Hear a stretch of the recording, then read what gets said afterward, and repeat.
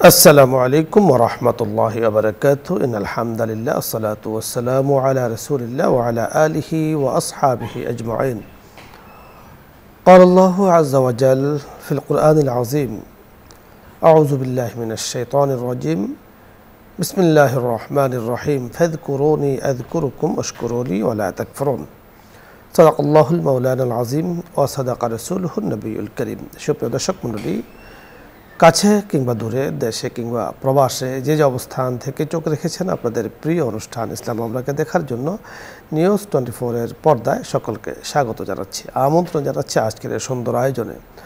আল্লাহ রাব্বুল কারীম পবিত্র কোরআনে হাকিমে আমাদেরকে বলে দিয়েছেন, অর্থাৎ হে জগতের মানুষ, তোমরা আমাকে স্মরণ করো, আমি তোমাকে স্মরণ করব। তোমরা আমার আলোচনা করো, আল্লাহ তাআলা আমাদের আলোচনা করবেন।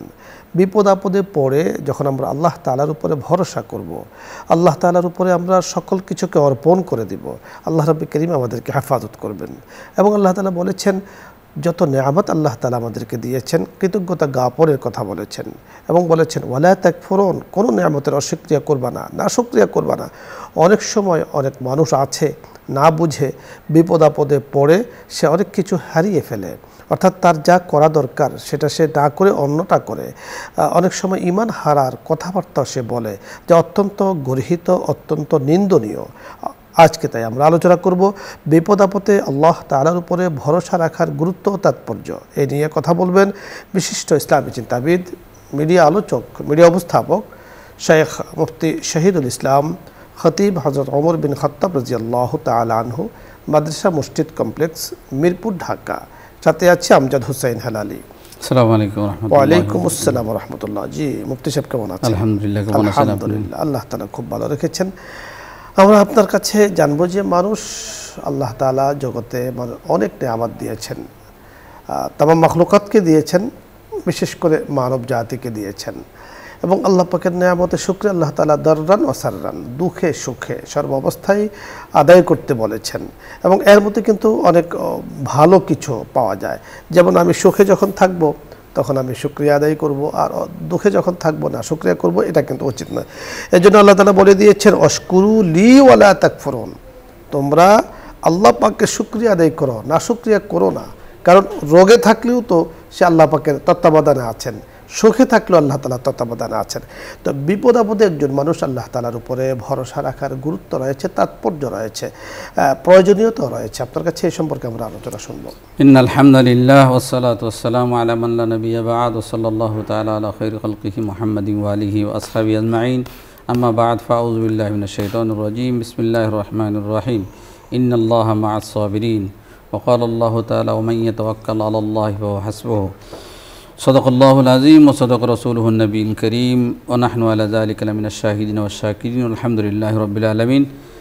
সর্বাগ্রে আল্লাহ পাকের শুকরিয়া আদায় করছি, অতঃপর যাদের কল্যাণে এই সারা পৃথিবীতে ইসলামের কথাগুলো পৌঁছে যাচ্ছে তাদের শুকরিয়া আদায় করছি, আপনার শুকরিয়া আদায় করছি। আল্লাহ তাআলা আমাদেরকে আজকে একটা অত্যন্ত গুরুত্বপূর্ণ সময়ে এবং একটা সুন্দর বিষয়বস্তু নিয়ে বসার তৌফিক দিয়েছেন। আল্লাহ তাআলা এর উপরে আলোকপাত করা এবং আমল করার তৌফিক দান করুন, আমিন।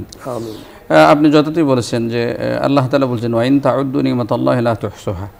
আল্লাহ তাআলা বলেন যে এত নিয়ামত তোমাদেরকে দিয়েছি, যদি তোমরা সবাই মিলে গণনা করতে থাকো, আর এই নিয়ামতের গণনা শেষ হবে না, তোমাদের সংখ্যা শেষ হয়ে যাবে কিন্তু তোমাদের গণনা শেষ হবে না। এই পরিমাণ নিয়ামত আল্লাহ পাক দিয়েছেন। এর মধ্যে আল্লাহ তাআলা প্রধান নিয়ামত আল্লাহ দিয়েছে, আমাদেরকে সৃষ্টির শ্রেষ্ঠ বানাইছে। এবং এরপরে আল্লাহ তাআলা আমাদেরকে ঈমান দিয়েছেন। বহু নিয়ামত আল্লাহ তাআলা দিয়েছেন। নিয়ামত সম্পর্কে বলছে যে নিয়ামতের শুকরিয়া আদায় না করে তো আল্লাহ তাআলা তার উপরে নারাজ হয়ে যায় এবং তার শক্ত আযাবের ব্যবস্থা করে। তো দুনিয়াতে চলতে গেলে সুখ দুঃখ মিলে চলতে হয়, কখনো সুখ কখনো দুঃখ। আল্লাহ তাআলা বলছেন এটা মুমিনের খাসলত, মুমিনের পরিচয়, যে সুখে দুঃখে আল্লাহকে স্মরণ করা। যেমন আমরা নবীদের দিকে যদি তাকায় দেখি, হযরত আইয়ুব আলাইহিস সালাতু ওয়াস সালাম কত বড় পরীক্ষা পড়েছিলেন। সারা শরীর পোকা ধরেছে, তবু আল্লাহ পাককে ডাকতেছে। শেষ পর্যন্ত যখন জবানে পোকা ধরছে তখন আল্লাহকে ডাকতে কষ্ট হচ্ছে, তখন আল্লাহকে বলছে আল্লাহ এখন তো আর সহ্য হয় না, তোমাকে ডাকতে পারতেছি না। তো এই যে ধৈর্য ধারণ করছে, ধৈর্য ধারণ করার কারণে আল্লাহ পাক বলতেছে যাও, তোমার আর কষ্ট করতে হবে না। এই যে একটা ঝর্ণা আছে সেখানে যাও, জিবরাইল মাধ্যমে পাঠাইছে, যে ঝর্ণাতে গোসল করছে। আল্লাহ তাআলা আগের থেকে সুস্থ এবং সুন্দর এবং যত নিয়ামত আছেন আল্লাহ পাক সব ফিরিয়ে দিচ্ছে। এইভাবে আল্লাহ পাক পরীক্ষা করেন। আল্লাহ তাআলা বলে দিয়েছেন এ পরীক্ষা আসবে, ওয়ালা নাবলুওয়ান্নাকুম বিশাইইম মিনাল খাউফি ওয়াল জুই ওয়া নাকসিম মিনাল আমওয়ালি ওয়াল আনফুসি ওয়াস সামারাত। এখানে একটা শেখ সাদী রহমতুল্লাহ আলাইহির একটা মিনিং ঘটনা মনে পড়ে। শেখ সাদী রহমতুল্লাহ একদিন জুতা ছিল না, মসজিদে ঢুকছে, তো মনটা খুব খারাপ ছিল। আমি জুতা নাই, আমার জুতা পরতে পারছি না, গরমের মধ্যে হাঁটতে হয়। মসজিদে বের হওয়ার সময় দেখতেছে একজনের একটা পা নাই। তখন তাড়াতাড়ি আবার মসজিদে ঢুকিয়া সেজদায় পড়ে গেছে। হ্যাঁ, সেজদায় পড়ে কাঁদতেছে, আল্লাহ আমার জুতার দরকার নাই, তুমি তো 2টা পা দিয়েছ। তো এই যে আল্লাহ পাকের নিয়ামতকে অনুধাবন করে এবং শুকরিয়া আদায় করা, এটাই মুমিনের কাজ। এবং এর মাঝে আমার বিপদ আপদ আসবে, অসুখ বিসুখ আসবে, অসুখ আসলে আমি সবর করব এবং আল্লাহর কাছে দোয়া করব।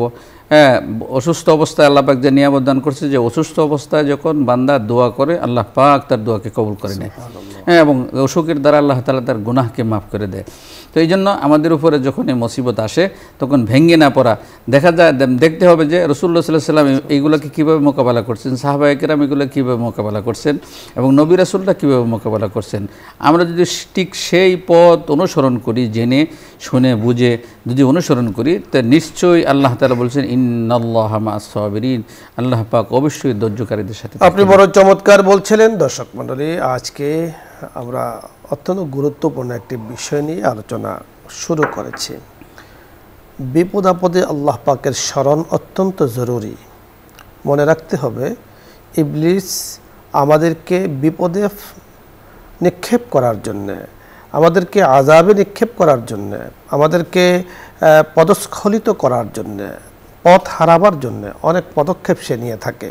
বিশেষ করে মানুষ যখন বিপদ আপদে পড়ে তখন সে সুযোগটা গ্রহণ করতে চেষ্টা করে যে তুমি বিপদে পড়েছ, আল্লাহ তাআলা তোমাকে উদ্ধার করছেন, এই ধরনের বিভিন্ন বিষয় তার ভেতরে দিয়ে থাকে। একজন মানুষ ছিলেন, সে আল্লাহু আকবার আল্লাহর নাম জপে। তা ইবলিস তাকে বলছে তুমি যে আল্লাহ তাআলার নাম জপো, আল্লাহ তাআলার নাম আলোচনা করো, উচ্চারণ করো, কখনো উত্তর পেয়েছ? সে বলতো কখনো উত্তর তো পেইনি। তাহলে ইবলিস তাকে বোঝাচ্ছে, তাহলে তুমি কেন বারবার আল্লাহ তাআলার নাম জপতে থাকো, বারবার উচ্চারণ করতে থাকো? আল্লাহ রাব্বুল কারীম তাকে বলে দিয়েছেন, আল্লাহ তাআলা তাকে জানিয়ে দিয়েছেন যে বান্দা, তুমি যে একবার আল্লাহ তাআলার নাম বলেছ, বলার পরে আরেকবার বলার সুযোগ পেয়েছ, এটাই আল্লাহ তাআলা তোমাকে জবাব দিয়েছেন। সুবহানাল্লাহ, আল্লাহ তাআলা এটাই তোমাকে, তোমার আগেরটা কবুল হয়েছে, তাই দ্বিতীয়বার তুমি বলতে পেরেছ। আগেরটা তুমি সাকসেস হয়েছ, সফলতা অর্জন করেছ, তাই দ্বিতীয়বার তুমি এই পথে হাঁটতে পেরেছ। দেখুন, আল্লাহ রাব্বুল কারীম আমাদেরকে জগতের বুকে নামাজ পড়ার তৌফিক দেন। আগেরটা আমি পড়েছি, পরেরটা পড়ার তৌফিক সেটা আল্লাহ তাআলা যে আমাকে পছন্দ করেন, এই জন্য তিনি তৌফিক দিয়েছেন। দ্বীনি কাজ করার জন্য, ভালো কাজ করার জন্য আল্লাহ পাকের তৌফিকের প্রয়োজন। বাহুবলে কখনো দ্বীনি কাজ করা যায় না, অর্থের বলে, ক্ষমতার বলে দ্বীনি কাজ করা যায় না যদি আল্লাহ পাকের তৌফিক না হয়। শেখ সাদী রহমতুল্লাহি আলাইহি এখানে বড় চমৎকার বলেছেন, ঈসা আদাত বাজোরে বেজো ইনিস্ত তানা বখশাদ খোদা এ বখশেন্দারা। বাহুবলে দ্বীনি কাজ করা যায় না, আল্লাহ পাকের দান যেখানে থাকে সেখানে দ্বীনি কাজ করা সম্ভব হয়। দর্শক মণ্ডলী, দেখতে দেখতে অনেকগুলো কথা হয়ে গিয়েছে। আপনারা এখন প্রশ্ন করবেন, আমরা শুনবো ইনশাআল্লাহ, উত্তর নিয়ে কথা বলবো। প্রথমে যিনি আছেন, আসসালামু আলাইকুম রাহমাতুল্লাহ। দর্শক নাম বলে পরিচয় দিয়ে প্রশ্ন করুন।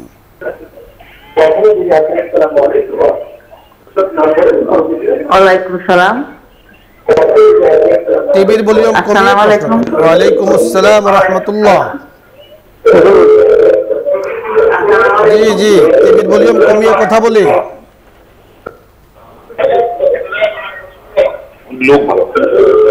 আসসালামু আলাইকুম। ওয়ালাইকুম আসসালাম রাহমাতুল্লাহ। হুজুর, জি আমি সহকারী অধ্যাপক কাজী আমিরউদ্দিন বলছি। জি জি জি, আমিরউদ্দিন সাহেব বলুন। হুজুর, আমার একটা প্রশ্ন হলো কি, জি আপনি 10-12 দিন আগে একটা আলোচনা করছিলেন যে ইসলামের সৎ সাহস, তাই হযরত আলী রাদিয়াল্লাহু আনহু অত্যন্ত সাহসী ছিলেন এবং বিখ্যাত যোদ্ধা ছিলেন। জি বদর যুদ্ধে উনি মল্লযুদ্ধে প্রথম অংশগ্রহণ করতে, তারপরে আপনি ওই যে খাইবার যুদ্ধে অংশগ্রহণ করতে রাসূলুল্লাহ সন্তুষ্ট হইয়া ওনাকে আসাদুল্লাহ উপাধি দিছে, আল্লাহ জি আল্লাহ সিংহ। জি কিন্তু উনি মারা যাওয়ার পরে ওনার উপর এই খুতবাতে ঘোষণা দেওয়া হইতো, তারপরে আপনার ওই ওনার একটা সম্পত্তি বাজেয়াপ্ত করা হয়েছে, এইটা কি ওনাকে ঠিক করছে? জি কাজী আমিরউদ্দিন সাহেব, আরেকটা প্রশ্ন বলুন। বুঝতে পারে যে বিভিন্ন সম্প্রদায় টুপি পরে, এখন একটা ওই সম্প্রদায় আছে তারা ওই পাঁচকুনা টুপি ছাড়া পরবে না। এইটা কি তারা সঠিক পথে আছে এটা, না যে কোনো সময় যেটা পড়তে পারে তারা ওইটা ছাড়া পড়বেই না? জি জি জি আমরা বুঝতে পেরেছি, ধন্যবাদ। হুজুর আর একটু কি ওই সময়টা হুজুর অত্যন্ত কম, আমি অনেক চেষ্টা করি, মাঝে মাঝে পাই, মাঝে মাঝে পাই না। আপনার মাধ্যমে যথাযথ কর্তৃপক্ষের মাকে একটু অনুরোধ করছি 10-15 মিনিট সময় যেন এই অনুষ্ঠানে বাড়িয়ে দেয়। জাযাকাল্লাহ, ধন্যবাদ, আহসানাল জাযা। আল্লাহ পাক আপনাকে উত্তম বদলা দান করুন। আপনি দ্বীনি কাজের জন্য আবেদন করছেন, ইনশাআল্লাহ আল্লাহ তাআলা সুযোগ করে দেবেন আল্লাহ চাইলে। প্রথম যে প্রশ্নটি আপনি আমাদের এখানে উত্থাপন করেছেন হযরত আলী রাদিয়াল্লাহু তাআলা আনহু সম্পর্কে, শেখ আপনি প্রশ্নটি বুঝতে পেরেছেন? শেষের অংশ একটু, শেষের অংশ হলো মৌলিক যে বিষয়টি উনি যেটা বলেছেন, খুতবা থেকে বাদ দেওয়া হয়েছে। আসলে পরবর্তী যে বিষয়টি ছিল, হযরত আলী রাদিয়াল্লাহু তাআলা আনহু একজন নেককার রাসূলের অত্যন্ত আদরের সাহাবী ছিলেন এবং রাসূলের জামাতা ছিলেন। হযরত আলী রাদিয়াল্লাহু তাআলা আনহু বিবাহ সম্পর্কে যতটুকু আমরা পেয়েছি ইতিহাসের মধ্যে, অনেকেই হযরত ফাতেমা রাদিয়াল্লাহু তাআলা আনহার ব্যাপারে রাসূলের কাছে বিবাহের প্রস্তাব দিয়েছেন, রাসূল কারোর ব্যাপারে কিছু বলেন নাই। হযরত আলী রাদিয়াল্লাহু তাআলা প্রস্তাব দিতে লজ্জাবোধ করছিলেন। অন্যান্য বন্ধু বান্ধব যারা আছেন তারা বলেছেন আপনিও একটি প্রস্তাব দেন, দিয়েছেন। আল্লাহ রাসূল সাল্লাল্লাহু আলাইহি সাল্লাম মারহাবা বলে সেটাকে গ্রহণ করেছেন। এখান থেকে বোঝা যায় যে রাসূল আকরাম সাল্লাল্লাহু আলাইহি সাল্লাম কী পরিমাণ আদর ওনাকে করতেন, মহাব্বত করতেন। এবং যেই দিন বিবাহ হয়েছে সেই দিন রাসূল আকরাম সাল্লাল্লাহু আলাইহি সাল্লাম ঘরে এসেছেন, এসে এতে বাটিতে পানি ছিল, পানি নিয়েছেন, ছিটিয়ে দিয়েছেন হযরত মা ফাতেমাকে, হযরত রাদিয়াল্লাহু তাআলা আনহাকে, হযরত আলী রাদিয়াল্লাহু তাআলা আনহুকে। এগুলো সব মহব্বতের বহিঃপ্রকাশ। উনি খলিফাতুল মুসলিমিন ছিলেন নিঃসন্দেহে। পরবর্তীতে হযরত আলী রাদিয়াল্লাহু তাআলার ইন্তেকালের পরে আসলে একটা সম্প্রদায় জাগ্রত হয়েছে, সেটা হলো খারেজি সম্প্রদায়। খারেজি সম্প্রদায় সবসময় ইসলামের বিভিন্ন বিষয় নিয়ে বাড়াবাড়ি করত। তারা কোরআন নিয়ে বলেছিল ইনিল হুকমু ইল্লা লিল্লাহ, যে হুকুম একমাত্র আল্লাহ তাআলার। এই ধরনের কোরআনকে, যে কোরআনের ফয়সালা আমরা মানি, এইভাবে তারা আলোচনা করেছিল। আসলে এগুলোর কথা সত্য মতলব খারাপ ছিল। এরা হযরত আলী রাদিয়াল্লাহু তাআলা আনহুর মান ইজ্জতকে বাড়াতে গিয়ে অনেক সময় বেশি বাড়াবাড়ি করে ফেলেছে। আসলে পরবর্তীতে অনেক আলোচনা পর্যালোচনা, জঙ্গে জামাল, জঙ্গে সিফফিন হয়েছে। হযরত আলী রাদিয়াল্লাহু তাআলা আনহুর শাহাদাত নিয়ে অনেক লম্বা চড়া এখানে আলোচনা আছে। তো সবসময় মনে রাখবো, কাজী সাহেব আপনি সহকারী অধ্যাপক, শিক্ষিত মানুষ, আমাদের দর্শক যারা আছেন, আমরা বলবো যে সাহাবাই কেরাম কুল্লুহুম উদুলুন, হযরতে সাহাবাই কেরাম সকলেই আদিল। হযরতে সাহাবাই কেরাম কুল্লুহুম মিয়ারে হক, সকলেই হকের মাপকাঠি। হযরতে সাহাবাই কেরাম সম্পর্কে আল্লাহ রাসূল বলেছেন বিআইয়িহিম ইক্তাদাইতুম ইহদাতাইতুম, যারা তাদের অনুকরণ করবে তারা হেদায়েত প্রাপ্ত হবে। হযরতে সাহাবাই কেরাম রাদিয়াল্লাহু তাআলা আনহু সম্পর্কে আল্লাহ রাব্বুল কারীম তাদেরকে সার্টিফিকেট দিয়েছেন, রাদিয়াল্লাহু আনহুম ওয়া রাদু আন, তারাও আল্লাহ তাআলার উপরে সন্তুষ্ট, আল্লাহ তাআলা তাদের উপরে সন্তুষ্ট। এজন্য সাহাবাই কেরামের শান মান অনেক অনেক বেশি। আল্লাহ রাব্বুল কারীম আমাদেরকে বুঝার তৌফিক দান করুন। আমরা এমন কোনো পর্যালোচনা, এমন কোনো কথা বলবো না যার কারণে কোনো সাহাবীর মানে শানে ইজ্জতে কোনো ধরনের কোনো আঘাত আসে। এই ধরনের কথা বলা আমাদের জন্য সমচিন নয়, আমাদের জন্য উচিত নয়, এটা আমাদের জন্য বৈধ নয়। কারণ সাহাবাই কেরাম রিদওয়ানুল্লাহি আলাইহিম আজমাইনের ওনারা যে যুদ্ধে জিহাদে যে সময় দিয়েছেন, ওনাদের এখলাসের যে নমুনা ছিল, সামান্যতম ইয়াও যদি ভাগ করে দেওয়া হয় বর্তমান পৃথিবীর মধ্যে, তাও তা ওই পাল্লাই বাড়ি হবে। আল্লাহ তাআলা আমাদেরকে তৌফিক দান করুন। আরেকটি চমৎকার প্রশ্ন আপনি করেছেন যে টুপি নিয়ে অনেকেই বাড়াবাড়ি করছেন। আসলে কি টুপি নিয়ে বাড়াবাড়ি করা কি মুহতারাম? ধন্যবাদ। আসলে এইটা পছন্দের ব্যাপার, কেউ পছন্দ করে, আবার নিজে বলে যে ওইটা অন্যটা চলবে না, এটা বাড়াবাড়ি, ওইটা ঠিক না। এটা পছন্দের ব্যাপার। সঠিক কোনো টুপির কোনো সঠিক রূপরেখা কোথাও নেই।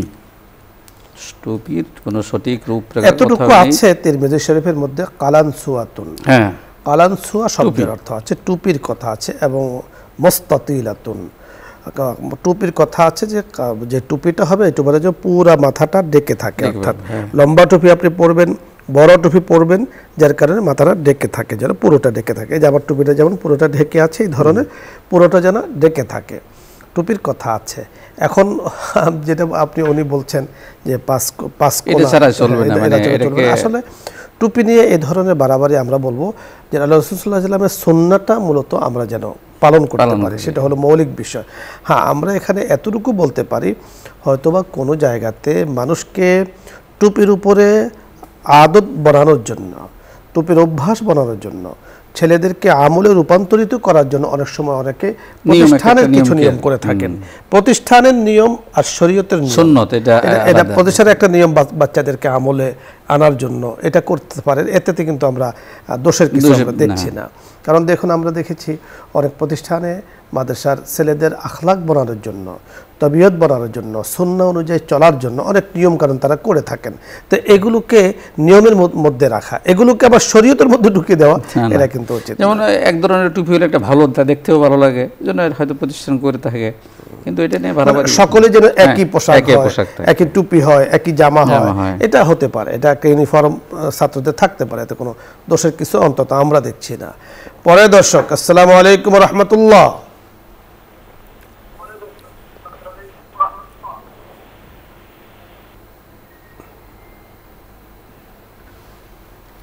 দর্শক শুনতে পেয়েছেন, প্রশ্ন করুন। আসসালামু আলাইকুম। ওয়া আলাইকুম আসসালাম। হুজুর, আমার একটি প্রশ্ন আছে। জি বলুন।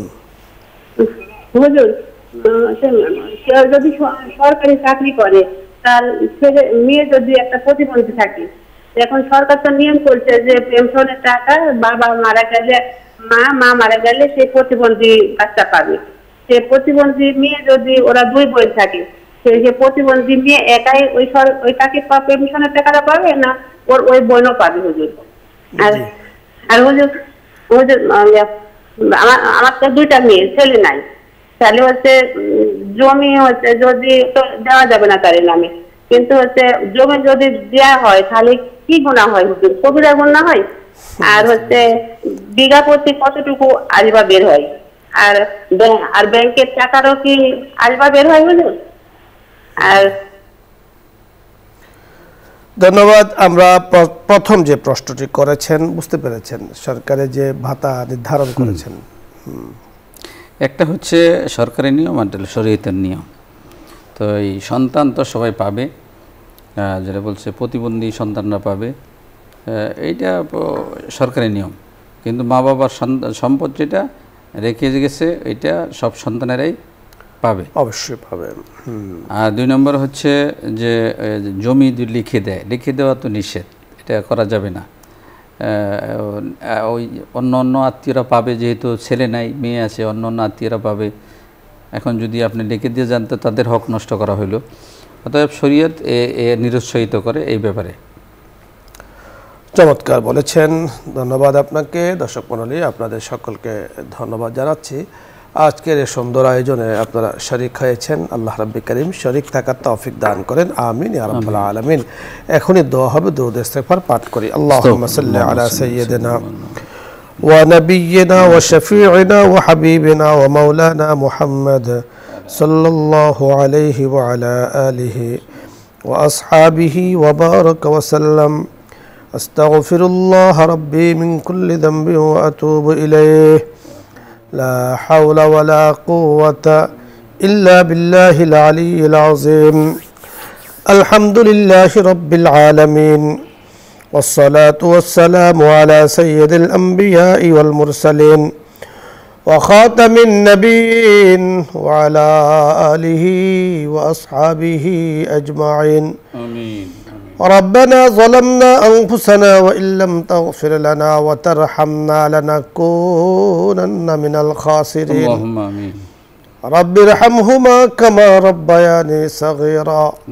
رب ارحمهما كما ربياني صغيرا. يا كريم يا رحيم يا أرحم الراحمين. মওলাই করিম, গুনাহগার বান্দা বান্দিরা আপনার শাহী দরবারে হাত তুলে আছে। মওলাই করিম, বিভিন্ন বিপদ আপদে মওলাই করিম আমাদের অনেকেই পড়ে আছেন। ইয়া করিম, বিপদ আপদে আপনার শরণ নিয়ে, আপনার উপরে ভরসা নিয়ে আমরা কথা বলেছি।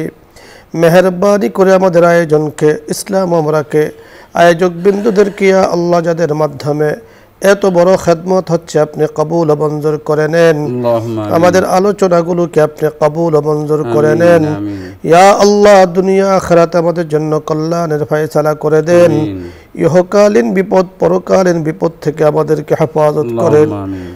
মাওলাই করিম, দুনিয়াতে অসুস্থ হলে ডাক্তারের কাছে যায়, বিপদে পড়লে মানুষের সাহায্য পাওয়া যায়। ওগো করিম, পরকালে গেলে যদি বিপদে পড়ি কার কাছে যাব? আল্লাহ আল্লাহ। মাবুদ, কারো কাছে যাওয়ার তো সেখানে কোনো জায়গা নেই। ইয়া আল্লাহ, মেহেরবানি করে পরকালীন বিপদ থেকে আপনি আমাদেরকে হেফাজত করেন। এই আয়োজনকে আপনি কবুল করে নেন। চেয়ারম্যান মহোদয়কে, পরিবারের সদস্যবৃন্দ যারা আছেন, আমাদের সদস্য যারা আছেন, সকলকে মাফ করে দেন।